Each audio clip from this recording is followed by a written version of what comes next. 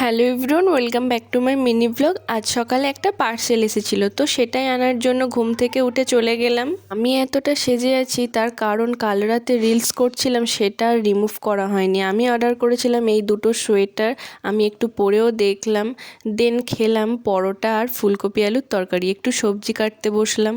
দুপুরে খেলাম মেথি শাক আলু ভাজা, সবজির চচ্চড়ি আর এই ডবল কুসুমের ডিমের ঝাল। কিন্তু আমার ভাগ্যে একটাই কুসুম হয়েছিল, আমি কিনে এনেছিলাম স্টেশন থেকে। সন্ধ্যায় খেলাম দুধ মালাই মিষ্টি। আজ একটা কালী পূজা বাড়ি আছে, তাই সবাই মিলে একটু সেজেগুজে বেরিয়ে পড়লাম। একদম পাশের বাড়িতেই কালী পূজাটা ছিল। প্রথমে এসে মা কালীর দর্শন করলাম, তারপর সিঁড়ি দিয়ে উপরে উঠে খেতে চলে গেলাম। উপরে এসে দেখি কাকিমা ছাদে নানা রকমের ফুল গাছ লাগিয়েছে। তারপর সবাই মিলে খেতে বসে পড়লাম। প্লেটে প্রথমে গরম গরম বেগুনি আর খিচুড়ি, কাশ্মীরি আলুর দম দিয়ে গেল।